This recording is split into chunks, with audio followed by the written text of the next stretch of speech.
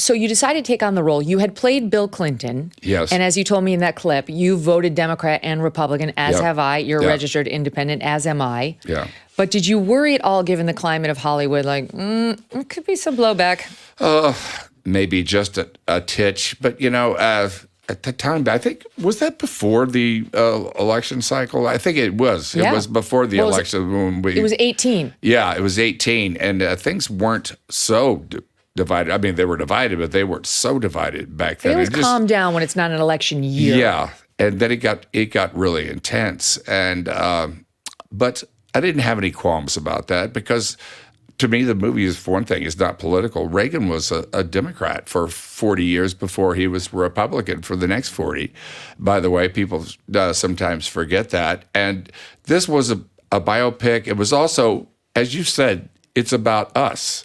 It's about America, really. And those 8 decades of the 20th century where America became preeminent and triumphed in the Cold War with the Soviet Union of the time, that collapse, and so it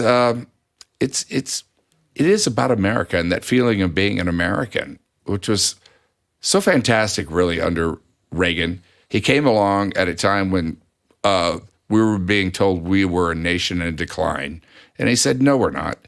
We're a city on a hill, and we're going this way," and we followed.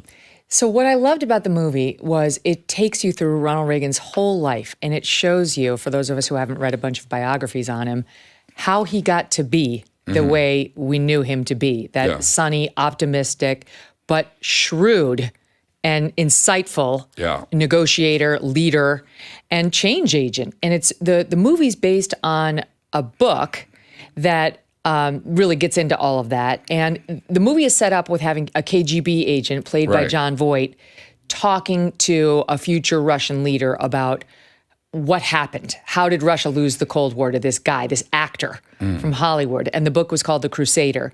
And it takes you through the building blocks that made Ronald Reagan this, mostly commercial actor into the leader of the free world in the truest embodiment of that term. And here's one of my favorite scenes from the movie. It's short, but I love it. You're not in it, but I love it. It's the young Ronald Reagan with his mom, and she's teaching him how to handle a bully. A bully. Here it is, shot 2.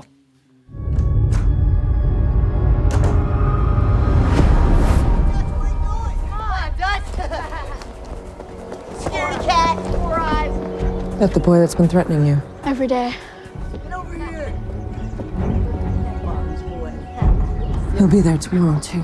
That's what bullies do until you stand up to them. It's time for you to settle this, Dutch.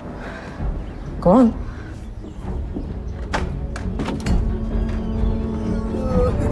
My mama's boy. Let's riches. Let's get him.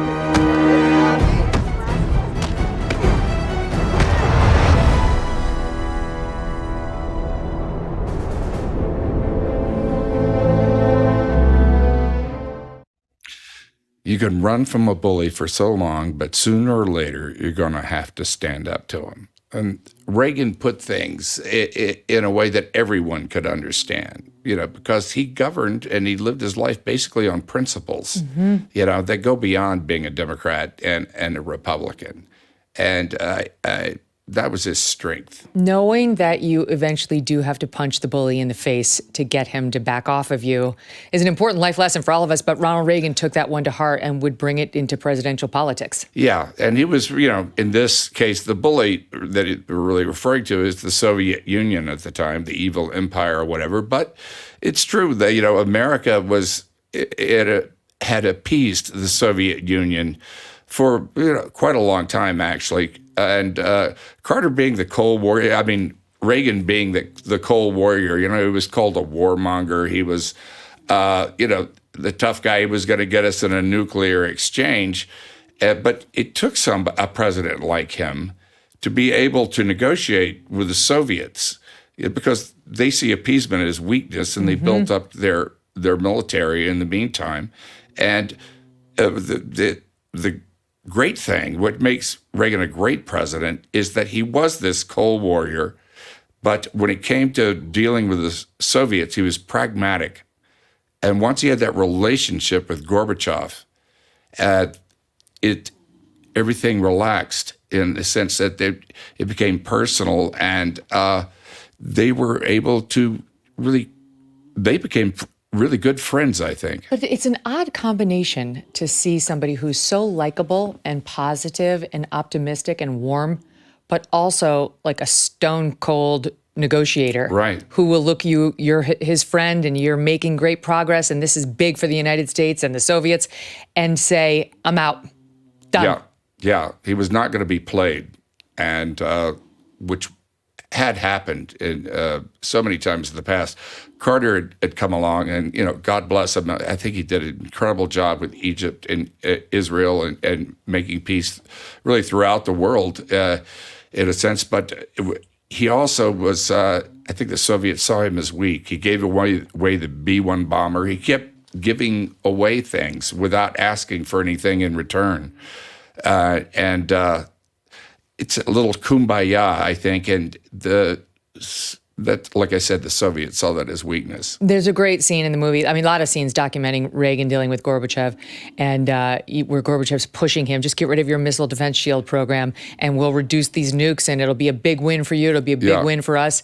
And Reagan just gets up and says, no, I'm out. Yeah. I mean, it was like, you see that. And this is actually one of my other favorites, where it's Ron and Nancy on the couch, I think, at the Reagan Ranch, or maybe it's at their home. And he's explaining to her what he learned from being a lifeguard. A bit of it was in the trailer. And there's a very funny scene earlier in the movie when we see him being a lifeguard, and he's this young, strapping buck. Yeah. And suddenly a lot of ladies are going down. Yeah. So, a lot of people that he rescued are very not thankful for it. Perfectly fine swimmers, as it turns out. Those currents underneath the water. And wait, let me play it, and then you react to it. Here's the scene. If we get them to spend money they don't have, they can't support themselves. The Soviets. The Soviets. We've been going about this all wrong. We don't have to match them missile for missile. All we have to do is just keep up the pressure. We have deeper pockets than they do. And here I thought I married an actor. Well, you can always talk to Dick Nixon, President Kennedy, or any of your political friends. But why is it that my husband seems to know what's going to happen before they do? Well, I was a lifeguard at a public swimming hole on a river. And I studied that river. And I learned how to read the currents. Not just the ones on the surface, but also the ones that were deep underneath the water, flowing way under. And I got good at it.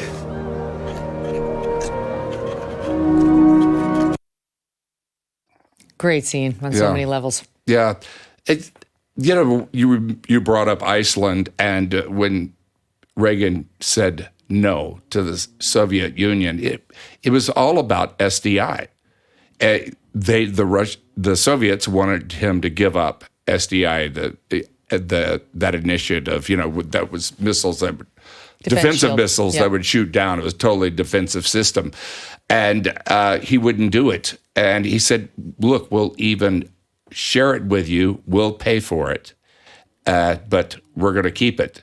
And the Soviets said, this is the line. We can't go past it. The interesting thing is that SDI was at least 20 years away from even getting up on its feet. It didn't exist. It was, it was taken from Star Wars. So why would he tank the deal over it? This is the power of negotiation that he had, because they believed it was real. Maybe they didn't believe 100%, but they believed at least 40, 50% that we did have it. And that was the kicker in a negotiation. That's why Reagan was great at negotiation. It's amazing how he got there. This kid from a very modest background, alcoholic father, religious mom, and that's captured in some of the exchanges in the movie, which I absolutely love. She was a strong role model for him, and remember who you serve and who you are.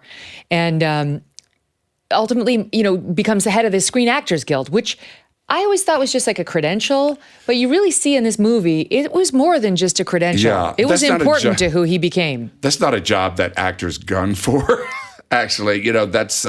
He was really a kind of a fading actor at the, towards the end of his career. And he was married to Jane Wyman at the time, who won an Academy Award right around that time too, and so I think he felt a bit of a failure, to tell you the truth, in that. I know he never actually got to the place that he aspired to be, and I could really relate with that sometimes in my life.